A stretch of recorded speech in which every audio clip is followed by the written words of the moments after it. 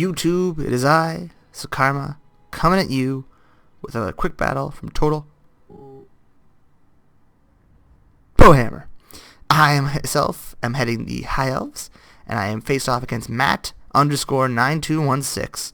And as we all know, 9216 is my favorite passage in the Bible, so this guy is for real. Right away, it gets fucking hectic, so I'll pause it, because he brought Vanguard Gobbo deployment. My god. I love playing as Gobbos. I love when other people play as Gobbos. I'm pretty sure there's not a single orc in this army. I respect this guy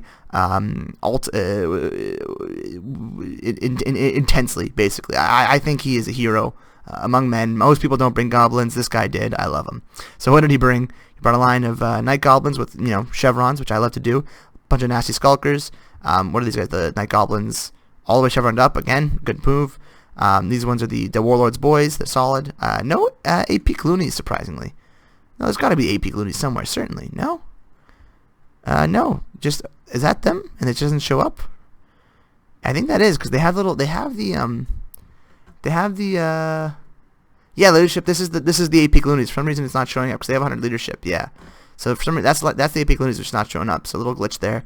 Over here, he's got the Death Creepers, Morgan's Major Marauders, Ragnarok Spider, not an uncrowned variety. Over here, he's got Night Goblin Squighoppers, the Goblin Firing Squad. Who's his lord? It's a sneaky Goblin Great Shaman who has stock, I believe. I think he has stock.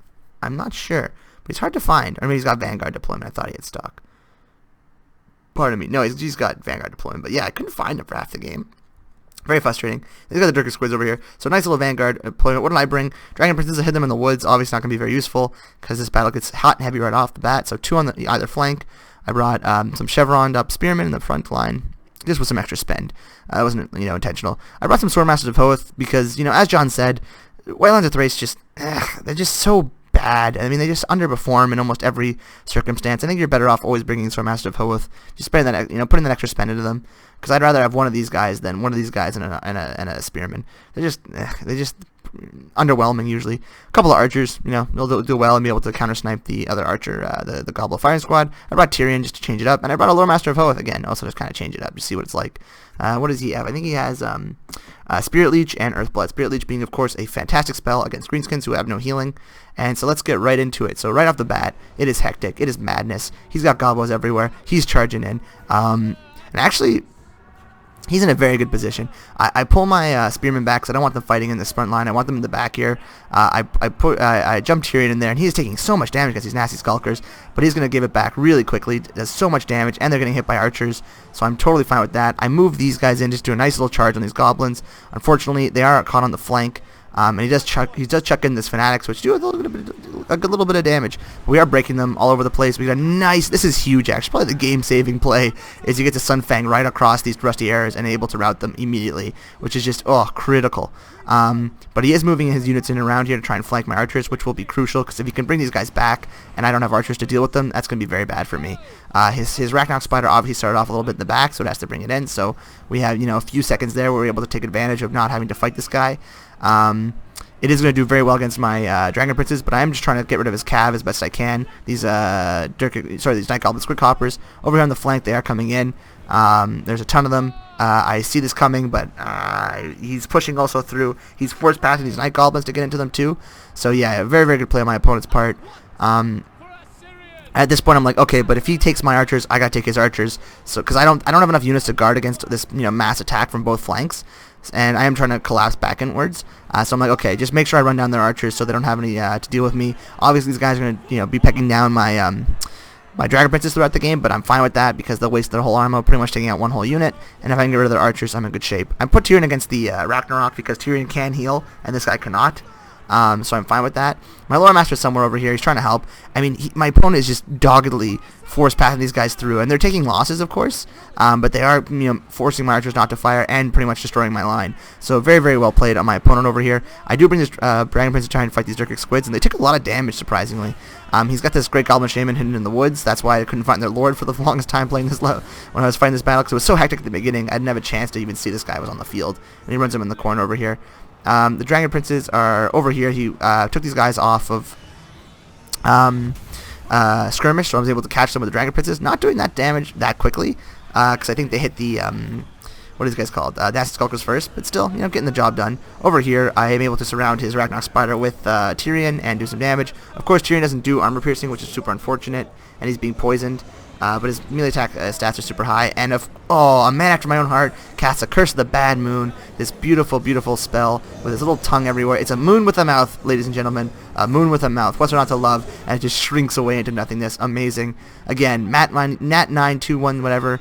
You have my utmost respect. You are a hero among men, an honorary Brohammer. Should you ever need something of me that I can provide, you shall have it, sir. And then over here, I'm bringing these Dragon Princes. I'm done with fighting these guys. I'm able to rout these guys off, do some serious damage. I'm fine with that. They're almost out of ammo. We are taking this Ragnarok Queen down, which is pretty good for us. And I want to get rid of these Rusty Arrows because they are the most dangerous, one of the most dangerous units on the Greenskin roster. Over here, these guys are taking a lot of damage just through cycle charging and fighting various different armies, but yeah, they're doing okay. We were able to finally kill that Unbreakable unit, but I forgot all these guys, so I had to bring them back over here in the corner. I'm able to get rid of the Ragnarok Queen, or sorry, the Ragnarok, the Uncrowned one, and she's running, although she does have a chevron. I don't know where that's from. And I'm trying to chase him off with Tyrion, but he gets a nice little laser beam, I guess from, where the hell did that come from? I don't know. But he shot him with a laser beam. That was pretty cool. I guess way from that goblin. That was pretty accurate. Christ, that was a sniper. And then he's getting slowed down. He's got smoke bomb. He's getting shot by these Marauders and the Nasty Skulkers. I don't think he has a... Does he have a shield? He does not. He does have 125 armor, but no shield. So he's taking a ton of damage and just getting murdered. Over here, Lord Master is just trying to chase off some of these archers. He's going to try to clean up some rowdy units. Very important against the Greenskins. I'm able to force path through into these Death Creepers, but they're gonna stop him. And these Marauders are pretty accurate. And he's gonna come in for a nice little charge. He's gonna do a lot of damage on that charge, and unfortunately, he's getting poisoned. And tons of damage. And that's a nice another Curse of the Bad Moon. It's gonna do a lot of damage to his units, but it's gonna do a lot of damage to my units too. So really well played on my opponent's part here, and they're able to get Tyrion. Luckily, he does get the he gets Earthblood, and he gets whatever it's called, the Thing of Avalorn. So it just brings him pretty much back up to more than half health, and his leadership is quickly coming back. He is going to try and chase him off, but luckily I'm able to pin him down with these Spearmen, and they're going to rear charge with these Dragon Princes, not doing a ton of damage at all, almost nothing, but a few damage here and there, but it's enough to bring Tyrion back to the fold. And then I don't know what was casted there, maybe Ripped Claws or something like that, and then I get another Spirit Leech on this guy, and that's going to be it. I've been casting Spirit Leech on this Ragnarok the whole time because there's nothing else to a Spirit Leech. Over here, I'm chasing these guys down with the Dragon Princes. I don't know how they're able to catch them. Again, that's just a bug with the fact that units that are charging generally just get a huge boost in speed. Even as they're being poisoned, they're able to catch them. And he actually, look at this little duel. Yeah, take him down. Oh shit, that was badass. He fucked that spider up. Did like a little roundhouse slash with that what's it called, a spear, that lance. But yeah, so that was pretty funky. Over here, he reveals the truth. On his Goblin Little Warfighter. This guy is so little fat, 98 speed. I mean, obviously he's no threat to anybody other than himself with miscasts and magic, I guess. But yeah, his blade is bloodied, his staff is crooked, and he's a little. You don't see this guy often, so GG to my opponent for bringing this guy in for being a fun build. I really enjoyed this battle. Sorry, wrong button.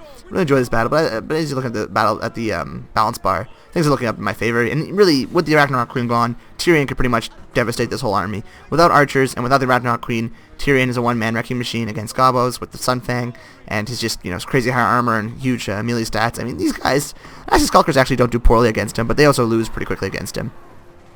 And at this point, my opponent, could have run away with the Goblin Great Shame and tried to, play it out a little bit longer, but they decided, that was it, and they said GG. So yeah, Matt9216 Matt _ 9216. I don't want to confuse you with just Matt straight 2916.